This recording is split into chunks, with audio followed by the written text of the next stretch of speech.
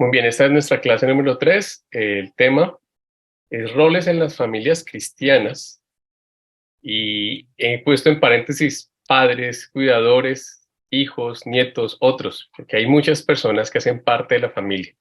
Ahí traté de colocar esta imagen como tratando de decir, bueno, hay varias personas, están los tíos, están las primas, somos muchos dentro de las familias y cada uno ejercemos de alguna manera un rol, ¿cierto?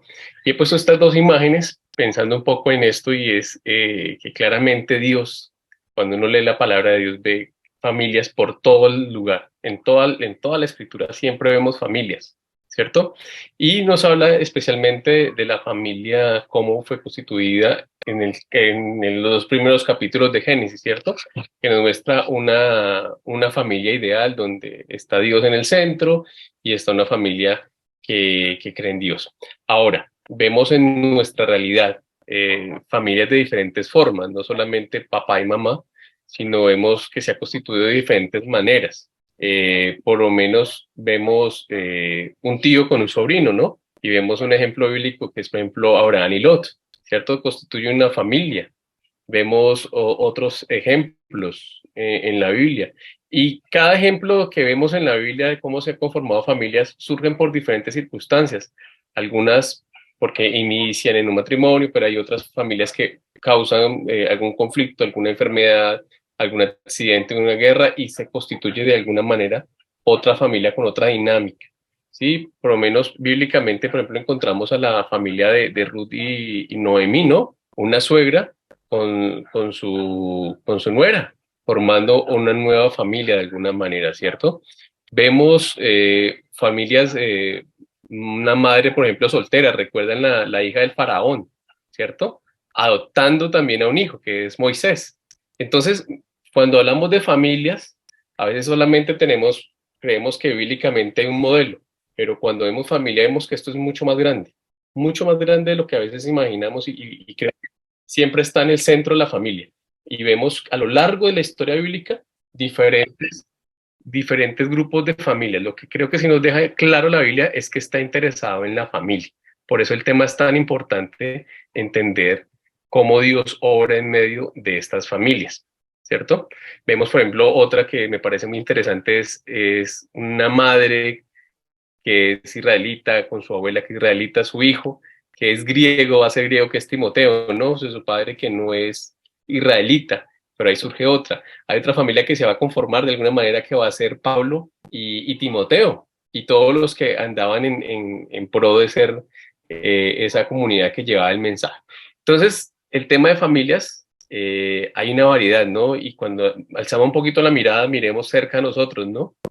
Madres solteras con abuelas cuidando a un niño, cuidando a dos niños, padres solteros acompañados de sus hermanos, o sea, los tíos, por diferentes circunstancias, no solamente es divorcio, sino temas de enfermedad, temas de guerra, ahora también tenemos que hablar también de temas de migración, ¿no? ¿Cuántas familias se han constituido diferentes por temas de migración? Padres que se van a buscar recursos porque no los hay y tienen que dar a sus hijos con las abuelas, con los tíos, con otros. Entonces es un tema muy interesante y a lo largo de la historia bíblica vamos a encontrar varios. Ahora, quiero que vayamos mirando un poco qué pasa en estos roles familiares, ¿cierto? Y cómo vamos llegando nosotros. Esto les traje un libro que me pareció interesante, un testimonio de cómo llegaron al consultorio del pastor o cómo llegaban a la consejería pastoral. Dice, nunca pensé que sería así, dijo María. Ella se veía completamente exhausta y derrotada. Samuel, su esposo, solo observaba con enojo. Él no quería estar hablando conmigo de su matrimonio con María, estaba diciendo el pastor. De hecho, para decir la verdad, él no quería estar casado con María. Ya estaba cansado. 15 años, y esto es lo que tengo, decía Samuel. María rehusaba a responder, se sentó y se puso a llorar. Mira lo que, mira lo que mi duro trabajo te da. Nadie que tú conozcas vive en una casa como la nuestra. Nadie que tú conozcas tiene las cosas que yo te he provisto. Nadie ha tenido las maravillosas experiencias alrededor del mundo que yo te he dado. Pero no, nunca es suficiente. María, estoy cansado de tus constantes quejas. Estoy cansado de la crítica diaria. Ya no quiero hacer esto más, ni creo que tú lo quieras tampoco, dijo Samuel mientras su voz se apagaba. Es una realidad que vemos. Otra realidad que podemos ver, los padres que llegan al pastor con lágrimas en los ojos porque no saben qué hacer con su hijo adolescente que a pesar de ir a la iglesia desde pequeño, ha tomado el desafortunado camino de las drogas. Y la pregunta de los padres piadosos, ¿qué hicimos mal? Otro, la anciana que tuvo 5 hijos, ahora que es viuda, ve con nostalgia que sus esfuerzos de formar una familia solo es parte del pasado, porque ahora en los años que más necesita apoyo de su familia, estos no llegan, dado que todos sus hijos, nietos, no tienen tiempo. Los hijos que no entienden la incoherencia de sus padres son reconocidos en la iglesia como una pareja piadosa, pero en casa sus padres se maltratan verbalmente porque se irritan con facilidad. Además, se quejan de que sus padres los irritan constantemente y los hacen enojar porque son extremadamente exigentes con ellos, ¿cierto? Todos estos modelos como de lo que pueden vivir las familias. Ahora, cada uno empieza a aprenderse textos, estamos hablando de familias cristianas, de textos bíblicos y se los memorizan de alguna manera y salen a relucir en algún momento. Entonces el esposo dice, pero está el texto bíblico, sométase cada uno a su marido como el Señor, porque el marido es la cabeza de su esposa. Pero tranquilos, maridos, que la esposa también recuerda un texto bíblico. Dice, ame cada uno a su esposa, tal como Cristo amó la iglesia. Él entregó su vida por ella, ¿cierto? Bueno, pero los padres también se acuerdan de textos bíblicos cuando quieren reprender a sus hijos. Dice, hijos, obedezcan a sus padres porque ustedes pertenecen al Señor. Pues esto es lo correcto. Honra a tu padre y a tu madre, ¿cierto? Los hijos también se aprenden textos bíblicos. Dicen, padres, no hagan enojar a sus hijos con la forma en que los tratan. Y la abuelita también tiene uno. Dice, atiendan a toda viuda, que no tenga nadie quien la cuide. Pero si ella tiene hijos o nietos, la primera responsabilidad de ellos es poner en práctica la sumisión a Dios en su hogar y, ojo, retribuir a sus padres al cuidarlos. Eso es algo que le agrada a Dios, ¿cierto? Y cada uno va teniendo su texto bíblico favorito para cuando llegue el momento del conflicto, algo, ¡pin! Está como la carta, el as debajo de la manga para recordarle a la otra persona. Y llegamos como a este tema, entonces, decir, cada uno tiene en mente el rol del que debe cumplir otra persona. Entonces, por ejemplo, el esposo dice, si mi esposa cumpliera su rol, ¿qué significa función? Yo estaría bien. Y la esposa dice, si mi esposo cumpliera su rol, yo estaría bien. Los hijos, no, si mis padres cumplieran sus roles, yo estaría bien. Y la abuela, si mis hijos y nietos cumplieran con sus roles, yo estaría bien. Todos están como en esta medida. ¿Sí recuerdan esta imagen? Nos recuerda el texto, ¿no? Que hay que primero mirarnos nuestra viga antes de querer sacar la paja del hermano, ¿cierto? Parece que las soluciones de estas disfunciones se plantean a partir de que cada uno ve que la otra persona o las personas no cumplen con sus roles, que significa funciones, de acuerdo al modelo de la palabra. Pero poco se evalúa nuestro rol, es decir, nuestra función. Generalmente estamos mirando más hacia el otro lado, ¿cierto? Esa es una de las formas que creemos que se puede arreglar la cosa. Creemos que si la otra persona sabe qué es la función que debe hacer, esto se arregla. Puedo vivir bien. Entonces esa es una parte, pero hay otra parte que pasa en medio de los roles. Y es que a veces llegamos a las familias y vivimos creyendo que es un cuento de hadas. Y esto muy, muy alimentado por las películas, por las series, especialmente las románticas, y las parejas llegan al matrimonio creyendo que es algo así, ¿cierto? Pero resulta que es más algo a veces así, ¿cierto? Teniendo en cuenta nosotros como hombres que somos más bestias, somos la bestia del paseo, ¿cierto? Entonces eso nos lleva también a otro tema en medio de todos estos roles, y es que a veces también tenemos un problema y es las expectativas.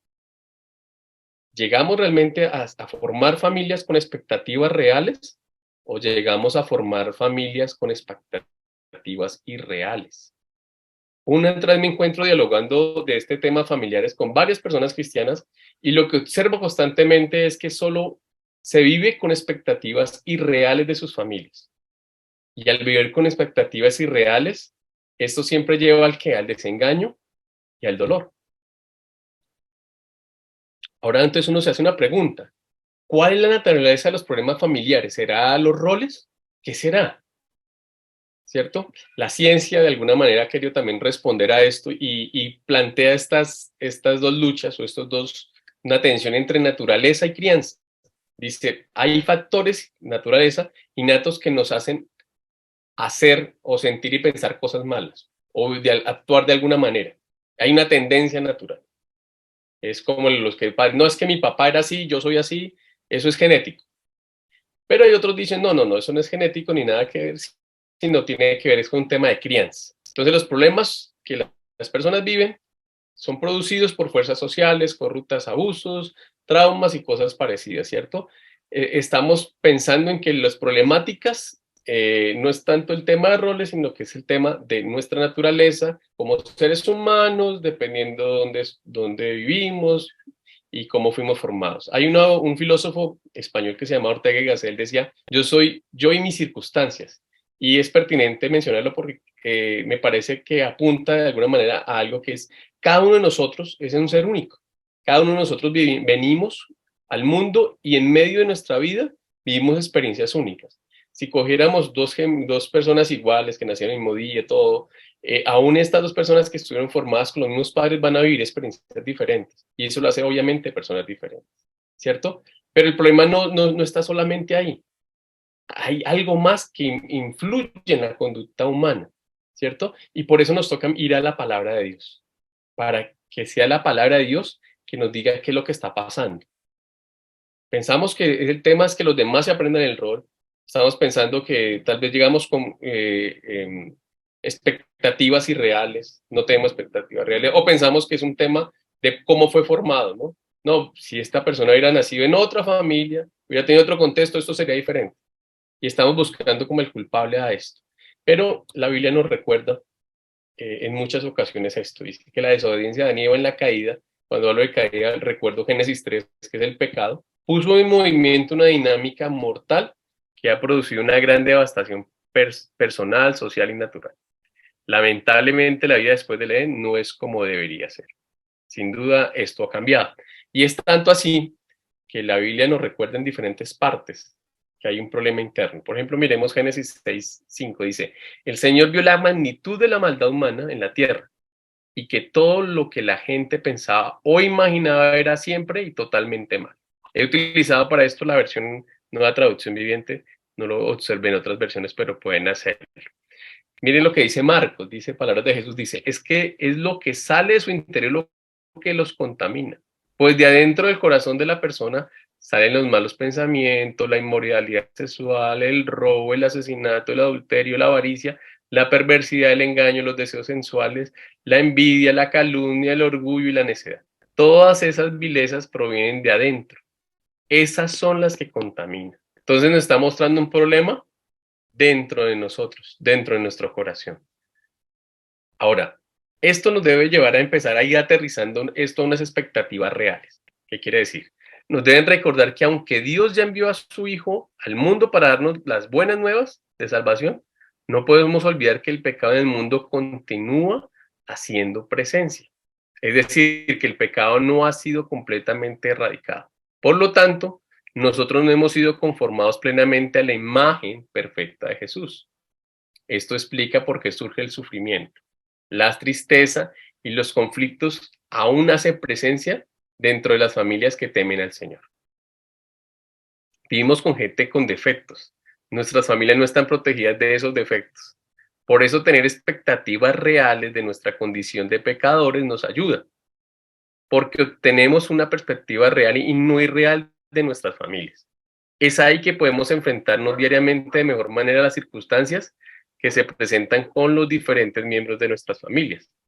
Recuerdo, por ejemplo, una vez cuando actualmente mi hijo tiene casi 12 años, tenía como 8 añitos, y se fue a jugar ahí al parque con un vecinito, y el vecino le dijo una palabra, le dijo gallina, y mi hijo no me dio palabra ni nada, sino que sacó su mano, la empuñó y le pegó un puño. Cuando llegó a la casa con la mamá de lo que había pasado, en ese momento me llené de ira por unos segundos, pero gracias a Dios el Espíritu Santo obró en mí y me contuve. Pero yo dije, pero ¿de dónde aprende él esto si nunca ha visto ese modelo en la casa? ¿Qué pasa?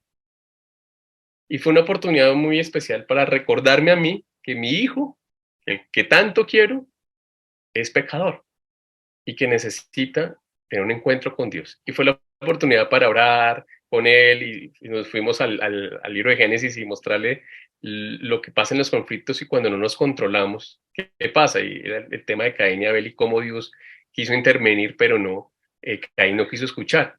Entonces creo que es esa expectativa real de que somos pecadores, de que mi esposa, de que mi cónyuge es pecador, que yo soy pecador, que mis hijos son pecadores, que los que me rodean, mi tío, mi prima, son pecadores, nos llevan a tener esas expectativas reales hacia el otro. Y eso nos ayuda a mirar de manera diferente la familia. Que mi familia donde yo estoy es también una familia necesitada del Señor. Es una familia que, aunque es imperfecta, tiene una ventaja cuando conocemos del Señor. Ahora, la pregunta que sería pertinente para ir hilando todo esto. ¿Cuál es la expectativa de Dios para con la humanidad antes del pecado? Antes de que el pecado hiciera presencia en la humanidad. ¿Cuál era esa expectativa de Dios? Y obviamente necesitamos mirar Génesis, y Génesis nos dice lo siguiente: así que Dios creó a los seres humanos a su propia imagen, a imagen de Dios los creó, hombre y mujer los creó. Luego Dios los bendijo con las siguientes palabras, y les he subrayado en rojo porque esta va a ser importante: sean fructíferos y multiplíquense, llenen la tierra y gobiernen sobre ella, reinen sobre los peces del mar, las aves del cielo y todos los animales que corren por el suelo. Ese es el propósito de la familia, ¿cierto? Sean fructíferos. Ese es el propósito original de la función, ser fructíferos. El rol de esta familia, de Adán y Eva, era ser fructíferos. Pero entonces, ¿ahora qué va a pasar? Ya dentro del pecado. Entonces, ahora preguntémonos, ¿cuál era la expectativa de Dios para con la humanidad después de que el pecado hiciera presencia en la humanidad? ¿Se acabó esta expectativa o aún permanece? ¿Cierto? Y para eso otra vez necesitamos ir a la palabra de Dios y miramos que es muy interesante porque uno ve diferentes momentos, por lo menos en Génesis, tomé lo de Génesis, diferentes momentos que se repite. O sea que esto Dios no lo ha dejado. Miren, por ejemplo, a Noé dice, después Dios bendijo a Noé y a sus hijos y les dijo, y ojo que le está diciendo a quiénes, a Noé y a sus hijos, o sea, a una familia, otra vez una familia. Sean fructíferos y multipliques. Ver Génesis 9:7, que es lo mismo, otra vez a Noé, sean fructíferos y multiplíquense, lo repite, hay una repetición del mismo rol. Génesis 17:6, Dios a Abraham dice, te haré sumamente fructífero. Génesis 17:20, con respecto a Ismael, también a él lo bendeciré tal como me has pedido, haré que sea muy fructífero y, y multiplicaré su descendencia. Génesis 35:11, entonces Dios dijo a Jacob, yo soy el Shaddai, Dios Todopoderoso, sé fructífero y multiplica. Entonces el rol de Dios para la humanidad es que seamos, ¿qué? Fructíferos. Ese es nuestro rol general, es decir, esposas, esposos, hijos, abuelas, abuelos, suegros, tíos, primos, todos necesitamos ser fructíferos. Y claro, uno cuando dice fructíferos, ¿qué es fructífero? ¿Qué entendemos por fructífero? Tenemos que otra vez, si estamos mirando la palabra de Dios, tenemos que mirar, ¿qué es eso? ¿Cómo podemos ser fructíferos en un mundo caído siendo una familia cristiana? ¿Cierto? Y acá he puesto todo esto y es un versus tradición versus cultura, ¿cierto? Tenemos por un lado la fe que nos dice algo, pero ojo porque lo estoy marcando desde la tradición. Estamos por otro lado con el machismo, tal vez también tradición cultural, pero por otro lado el feminismo, el matriarcado, tradición cultural, y por otro lado muchas veces queremos el ABC. ¿Cuál es el ABC? Para entender cuál es mi rol, ¿cierto? Cuando llegamos a un trabajo, queremos que nos pasen el manual de funciones, porque yo quiero concentrarme en mi trabajo, y cuando me pasa otro trabajo digo, no, es que esto no es mío, esto no me corresponde, ¿cierto? Y mostramos rápidamente nuestro individualismo, nuestro egocentrismo, eso no me corresponde, yo no lo voy a hacer, ¿cierto? Entonces, ¿cómo luchamos con esto, cierto? Todos venimos con una serie de tradiciones cristianas, muchos vienen de comunidades católicas, vienen de otras comunidades, pero en sí, comunidades cristianas que van a la Biblia, ¿y qué dicen? ¿No? Hay una serie de entendimiento, pero la cultura también, como les hablaba, machismo por un lado, feminismo, o queremos el ABC. Pero ojo porque necesitamos ir a la palabra de Dios. No podemos que la cultura nos permee hacer algo que la palabra realmente no está diciendo. Pero así como dice un dicho, las mentiras repetidas varias veces terminan convirtiéndose en verdades. Y puede que a veces nosotros vamos a la palabra de Dios y no vamos con los elementos necesarios. Los elementos necesarios para ir a la escritura son un lápiz, un borrador, una lupa y unos audífonos. ¿Por qué un lápiz? Porque muchas veces necesitamos escribir, pero ojo, a veces necesitamos el borrador, porque lo que hemos escrito no era, y el Señor borra aquellas cositas que no son. Necesitamos ir con la lupa porque necesitamos mirar muy bien qué es lo que dice la Escritura, y los audífonos porque es la forma en que sintonizamos la voz de Dios. Entonces, quiero que dejemos acá un precedente en esta charla, y es que acá no vamos a tener el ABC de los roles en la familia, porque no es el objetivo de esto. Queremos ir un poquito más allá y trascender fuera de la cultura y fuera de la tradición. ¿Qué dice realmente la palabra de Dios frente a nosotros? Y quiero ir con los evangelios. ¿Por qué? Porque nosotros somos muy jerárquicos. Cuando hablamos de funciones, no, es que este es el presidente de la compañía, este es el gerente. ¿A dónde hay que ir? Donde el gerente, donde el presidente de la compañía. Pero mire, quiero que miremos lo que dice el Señor frente a esto, porque eso no solamente pasa en nuestros días, pasó en los tiempos de Jesús. Dice que por ese tiempo los discípulos se acercaron a Jesús y le preguntaron, ¿quién es el más importante en el reino del cielo? Y es una pregunta que a veces nos hacemos en la familia. Oye, tenemos mucho amor a la jerarquía, ¿no? ¿Y quién es el más importante acá en la familia? ¿Quién es el que toma las decisiones? Mire lo que le responde el Señor. Verso 2. Jesús llamó a un niño pequeño. Y lo interesante, ¿no? Es un niño pequeño, en una cultura donde los niños no eran tenidos en cuenta. Y lo puso en medio de ellos. Es una pregunta de adultos y la respuesta de Jesús es a partir de un niño. Dice Jesús, entonces dijo, les digo la verdad, a menos que se aparten de sus pecados, y eso es importante, y se vuelvan como niños, nunca entrarán en el reino de los cielos. Y es subrayado el verso 4 por lo siguiente, así que el que se vuelva tan humilde como este pequeño es el más importante en el reino de los cielos. Entonces, antes de pensar en un rol jerárquico, necesitamos mirar qué es el Evangelio y respondernos si el Evangelio nos ha hecho humildes. Cuando uno busca qué significa humilde, dice que es una virtud que consiste en el conocimiento de las propias limitaciones y debilidades y en obrar de acuerdo con este conocimiento, ¿cierto? Un niño es limitado, un niño es necesitado de otro. Si no somos humildes, no podemos ministrar a otros con la gracia. Si no nos acercamos como unos necesitados, no podemos mirar a otros con gracia. Si no hemos experimentado nuestro profundo pecado y el profundo perdón de Cristo mediante la cruz, no amaremos bien a otros en medio de sus luchas. Si no vemos la belleza y la gloria de Dios en nuestra propia redención, no podremos ofrecer una visión redentora contundente a los que estén sin esperanza y que duden del amor de Dios por ellos. Necesitamos quitarnos esta parte de la jerarquía y llegar más bien a pensar cómo Dios está trabajando en nosotros, qué tan humildes somos. Acá hay otro ejemplo que ya le hemos manejado en la primera charla, y es otra vez la misma pregunta, o sea que los discípulos dicen, bueno, Señor, esto hay que ponerle ruedas y la rueda es jerárquica. ¿Cuál de ellos debe ser considerado el mayor? Y mire lo que responde el Señor, verso 25, los reyes de los gentiles se enseñorean de ellos y los que tienen autoridad sobre ellos son llamados bienhechores. Pero no es así con vosotros. O sea, eso también nos incluye a nosotros, no solamente era para los discípulos, es también para nosotros. Verso 26 lo subrayado en amarillo, dice, la mayor entre vosotros hágase como el menor, y el que dirige como el que sirve.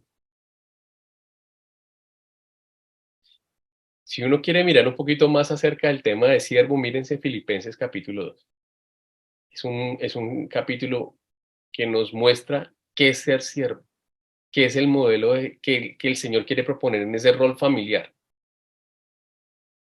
No es quién es el mayor, sino cómo yo estoy sirviendo en mi familia, ¿cierto? Entonces, entramos primero es por la parte jerárquica del rol. ¿Dónde estoy yo en esta pirámide jerárquica? Y el Señor está diciendo, no hay pirámide jerárquica, ¿cierto? Y muchos se acercan a este texto de Efesios, en el capítulo 5, con una lupa. Oiga, ¿dónde estoy yo? Porque es como el que abarca casi toda la familia, ¿no? El rol de esposo, el rol de esposa, el rol de hijos, el rol de padres, ¿cierto? Y cada uno se aprende un pedacito y cada uno resalta algo del otro lado. Pero quiero que miremos rápidamente lo que nos está diciendo Pablo en los Efesios. Me gustó la forma en que inicia el título de la versión Nueva Traducción Viviente. Ese título descriptivo dice Relaciones guiadas por el Espíritu, dos puntos, el matrimonio. Me pareció que era importante y ahorita vamos a ver más por qué es importante este subtítulo que le han puesto ellos. Mire lo que dice iniciando verso 21. Es más, sométanse unos a otros por reverencia a Cristo. ¿Y cómo entendemos esto? Someternos unos a otros. Es pensar que el otro es más importante que yo. Y eso qué difícil es, ¿no? Queremos ser nosotros más importantes que otros. Pero otra vez, esto es el Evangelio. Me lleva a pensar en el otro. Y es subrayado en azul lo que Jesús hace y cómo está diciendo que debemos ser. Entonces, por ejemplo, la primera parte que es el esposo. Generalmente el esposo se aprende es sométase, el marido es cabeza de su esposa y otra vez la palabra sométase. Esas son las palabras claves. Pero miremos la de azul más. Como Cristo es cabeza de la iglesia, Él es el salvador de su cuerpo, que es la iglesia. Y Él es el salvador. Y toda la imagen que tiene del Señor de Salvador, que se entregó por la esposa. Y ojo cómo era la esposa. Y yo me he preguntado, ¿yo estaría dispuesto a donarle un riñón a mi esposa? ¿Yo estaría dispuesto a donar una parte de mi cuerpo si mi esposa lo necesitara? Y yo creo que si no somos capaces de pensar en esto y respondernos afirmativamente, no podemos decir que somos como Cristo. O sea que el tema para el esposo es muy alto también, ¿no? Y la esposa pues se aprende los versículos, la parte que es subrayada en moradito, solamente ame, amo, él entregó su vida, manera, amor, ¿cierto? Pero no estamos mirando que el modelo es Cristo para nuestra relación. Y miren lo que dice el verso 32 que me pareció muy bonito, en azul también, pero ilustra la manera en que Cristo y la iglesia son uno. O sea, esto del matrimonio nos lleva otra vez, son uno, hay una unidad. Y creo que ese es importante en el rol de familias, que tanto nosotros estamos aportando en la unidad. Si hay un rol que cada uno desde su ángulo debe trabajar es qué tanto estoy aportando yo a que mi familia se unida. Y es difícil, ¿no? Porque hay conflictos, como todos. Somos seres que tenemos conflictos. Pero ¿cómo desde mi parte aporto a esta unión?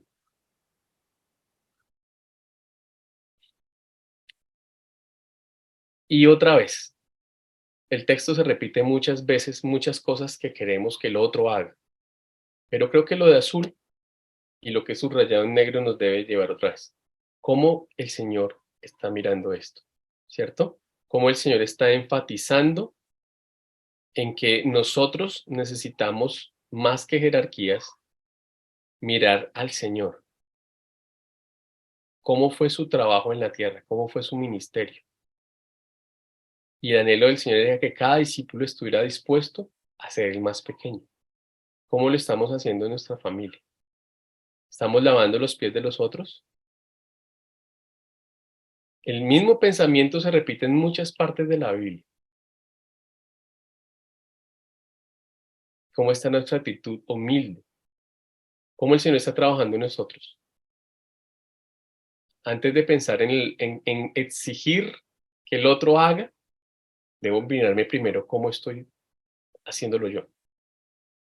Cómo yo desde mi relación con Dios empiezo a aportar. Y he puesto este texto, como le decía, en lupa porque es uno de los textos que más recurrimos cuando hablamos de roles. Pero yo quiero que miremos el texto que está antes de este texto que veíamos que es más clásico y miremos qué es lo que nos dice el Señor. Y está en Efesios 5:15 al 33. Dice, así que tengan cuidado de cómo viven. No vivan como necios, sino como sabios. Y esto va a ser importante porque es lo que hila en el tema de esos roles finitos, pero otra vez acá estamos hablando de un rol macro que es fructificar. ¿Cómo podemos ser fructíferos? Acá Pablo nos lo está diciendo, el Señor nos lo dice. No vivan como necios, sino como sabios. Miren lo que sigue el verso 16, saquen el mayor provecho de cada oportunidad de estos días malos.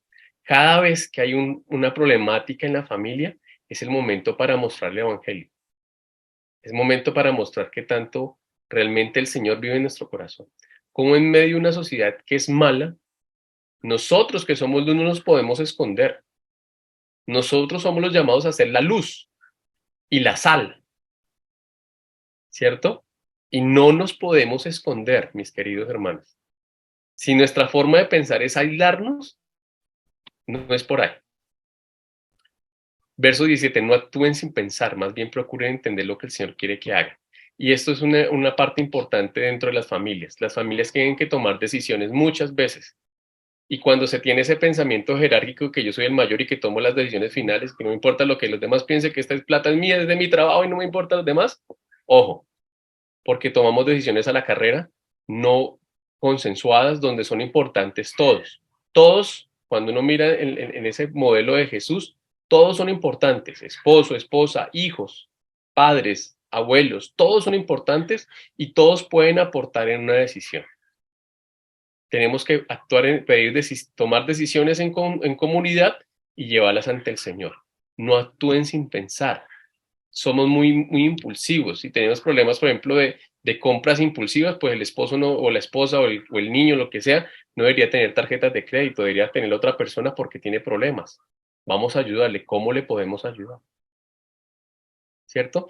Verso 18 dice, no se emborrachen con vino porque eso le arruina la vida, en cambio sean llenos del Espíritu Santo. Y eso va a ser importante.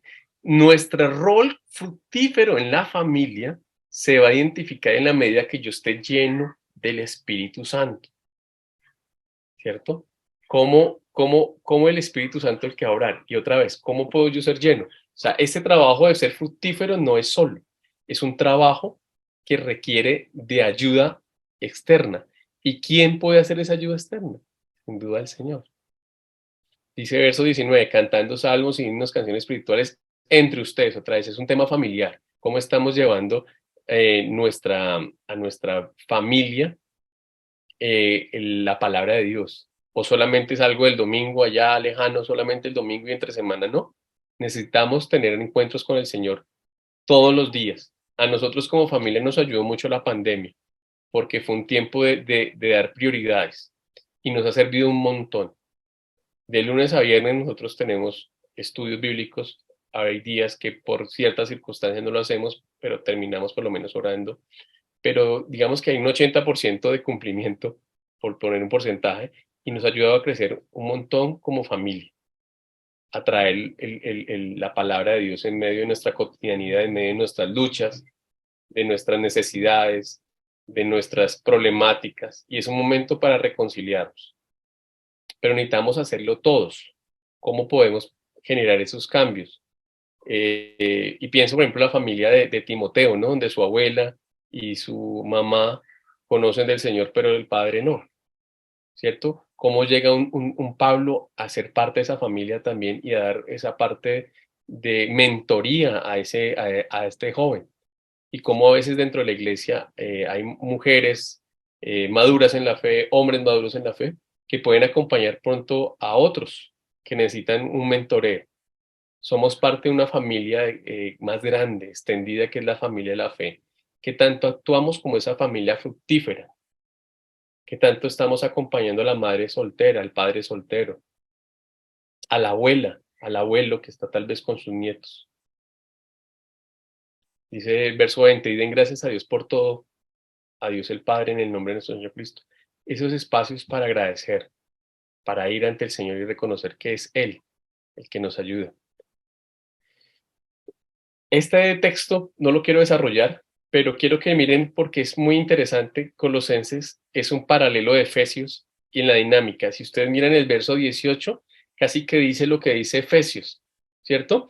Pero quiero que sí estudien, acá pronto van a tomar nomás algunas cositas por mencionar, pero si ustedes miran lo que está antes, es muy interesante porque ese es el rol de cómo fructificar. Y miren lo que dice, subrayé algunas palabras, por ejemplo, en rojo, dice, vestirse de tierna compasión, bondad, humildad, gentileza y paciencia. ¿Quién produce eso en nosotros? El Evangelio. El Espíritu Santo cuando mora en nosotros puede dar eso. Tierna compasión. A mí me pareció impactante esa palabra. Y yo reflexionaba en a veces cómo trato a mi hijo, cómo trato a mi esposa, cómo trato a mis padres, a mis hermanos. A veces se nos olvida que es tierna compasión. El rol de nosotros es ser llenos del Espíritu Santo para poder mostrar esto, para poder mostrar el Evangelio. Mire el verso 13. Sean compasivos con las faltas de los demás y perdonen. El hogar es un lugar para vivir el evangelio y no lo podemos vivir apartados del Señor. Hay una frase que mi esposa constantemente me repite y es la siguiente. Dicen que en el matrimonio no es la ausencia de errores, sino la abundancia de perdón. No es la ausencia de errores, sino la abundancia de perdón. Y solo podemos perdonar cuando el Señor mora en nosotros, cuando nos despojamos del orgullo. Entonces, si mi rol, o recordemos, es fructificar, necesito que entender que eso no lo puedo hacer solo. Sobre todo, vístanse de amor, la paz, que tanto nuestro hogar respira paz, que tanto anhelamos llegar nuevamente a la casa. Eso es un indicador muy claro de cómo está nuestra familia. He escuchado un testimonio de un amigo que él prefería trabajar y trabajar. Y cuando nos enteramos por qué trabajaba tanto, era que no quería llegar a la casa. En su casa no encontraba paz. A veces nos refugiamos, así como Aníbal, en hojas de higuera, porque no queremos vivir la realidad. Y otra vez, esto no se nos envía a hacerlo solos. Necesitamos del Espíritu Santo para cumplir el rol de fructificar. Verso 16, que el mensaje de Cristo con toda su riqueza llene sus vidas. Necesitamos llenar nuestras vidas de la palabra de Dios, empaparnos de la palabra de Dios. Piensen como cuando usted está en algún jardín y hay un aroma, ¿cierto? ¿Qué es la fragancia que expelemos, que transpiramos nosotros? La palabra de Dios.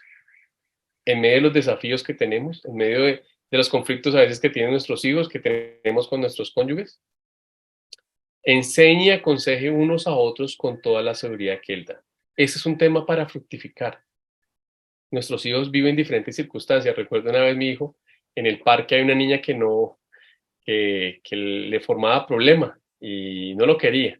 Y bueno, ¿qué hacemos con esta niña? Entonces era, Señor, pues lo que nos ha enseñado el Señor es a orar por los que no nos quieren. Empecemos a orar por ella. Y fue orando, orando, y esta niña estudiaba en el colegio de mi hijo y estaba un grado más adelante. Y un día mi hijo tuvo un conflicto con otro niño y la niña lo salió a defender. Y veíamos cómo esta niña terminó siendo una amiga. Y es en medio de esa cotidianidad que podemos enseñar. Y es en medio de esa cotidianidad que podemos confiar en la palabra que dice que oremos por el enemigo.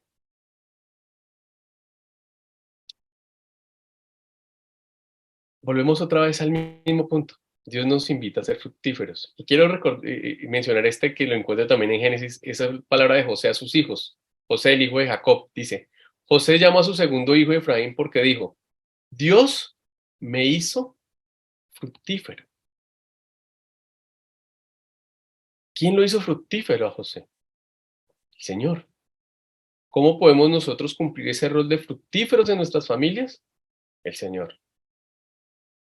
Dice, completa la frase o lo que dice José, dice, en esta tierra de mi aflicción. Sin duda vivimos en tierras de aflicción por diferentes circunstancias, porque vivimos en un mundo pecador, en un mundo que está apartado del Señor. Pero ahí en medio de este mundo que vivimos, nuestras familias tienen que ser luz, nuestras familias tienen que ser fructíferas y para ser fructíferas necesitamos reconocer que no lo podemos hacer solos, en nuestras fuerzas, necesitamos del Señor. Mire lo que dice Jesús, dice, yo soy la vid verdadera y mi Padre es el labrador, el que corta de mí toda rama que no produce fruto y poda las ramas que sí dan fruto, para que den aún más. Ustedes ya han sido podados y purificados por el mensaje que les di. Permanezcan en mí y yo permaneceré en ustedes. Y quiero que pensemos cómo estamos permaneciendo en el Señor. ¿Cómo podemos permanecer en el Señor? ¿Cómo estamos viviendo estos tiempos? ¿Somos simpatizantes del Evangelio o realmente permanecemos en el Señor? Ojo porque acá hay una promesa. Rama que no produce fruto, ¿qué va a pasar? ¿Cuál es el rol de la familia? ¿Cuál es nuestro rol? Ser fructíferos. Pues una rama no puede producir frutos si la cortan del árbol. Y ustedes tampoco pueden ser fructíferos a menos de que permanezcan en mí. No podemos cumplir ese rol de la familia si no entendemos que es cerca al Señor, ahí pegados. Verso 5, ciertamente yo soy la vid, ustedes son las ramas, los que permanecen en mí y yo en ellos, producirán mucho fruto, porque separados de mí no pueden hacer nada. Esto no se trata de luchas en fuerzas humanas, eso se trata de reconocer que hay quien nos puede ayudar a ser fructíferos. Dios es experto en hacer que lo infértil se convierta en fértil. Piensa en los vientres de las mujeres en el Antiguo Testamento y Dios hizo que volvieran a ser fértiles. Para Dios no hay imposibles, no hay familias que Dios no pueda traer bendición y traer fructificación. Pero para eso el primer paso, ¿cuál es? Unirnos a Él. Dejar de tan solo ser espectadores y comprometernos con el mensaje del Señor. Comprometernos implica obediencia. Señor, esto es clásico, ¿no? Mateo 28, 18. Vayan y hagan discípulos. ¿Qué necesitamos hacer? Sembrar la palabra de Dios. Somos tíos, somos tías, somos primos. Tenemos muchos títulos en nuestras familias. Algunos ya tienen el título también de abuelos. ¿Qué necesitan hacer? Hagan discípulos. Ahí hay el primer campo misionero donde ustedes pueden sembrar la palabra. Ahí es el primer campo misionero donde ustedes van a ver los frutos de cerca.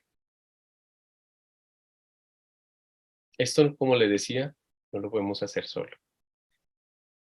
Quiero terminar con este texto de Gálatas.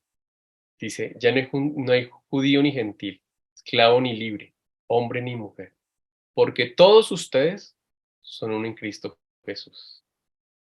El tema no es de jerarquías en los roles familiares. El tema del rol familiar principal es ser fructífero. Para ello no lo podré lograr apartado de Cristo. Si no soy guiado por el Espíritu Santo, no lo voy a poder hacer. Por lo tanto, cada miembro de la familia necesita de Cristo.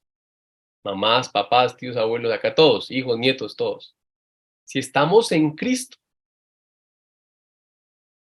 podemos ser fructíferos. Somos discípulos de Él. Ahí si somos discípulos de Él, podremos llevar a otros a ser discípulos de Él. Si yo no lo soy, si no lo vivo diariamente, no podré ser fructífero. Cuando uno se sube al avión, una de las instrucciones de las auxiliares de vuelo es que si el avión se despresuriza, ¿quién debe ponerse primero la máscara? Me imagino, yo voy con mis hijos, con mi hijo y mi esposa, y se despresuriza, ¿qué es lo primero que debo hacer para ayudarlos? Lo primero que debo hacer es ponerme la máscara antes de ayudarlos. Si quiero ayudar a mi familia a ser fructífera, a que cumplan también su rol, lo primero que debo hacer es conectarme la máscara de oxígeno a Cristo, quien es el que da vida. Tal vez nos ayuda a afinar lo que estuvimos hablando hoy es, nuestro rol es ser fructíferos, ese es nuestro rol principal en la familia. Nuestro rol es ser discípulo antes que hacer discípulos. Necesito yo tener esa relación profunda con Dios para poder mostrar al Señor. Nuestro rol es trabajar por la unidad y la paz familiar. ¿Cómo estamos trabajando en eso? Nuestro rol en la familia, más que una búsqueda de posición jerárquica, es un llamado a ser semejantes a Cristo, ser siervos.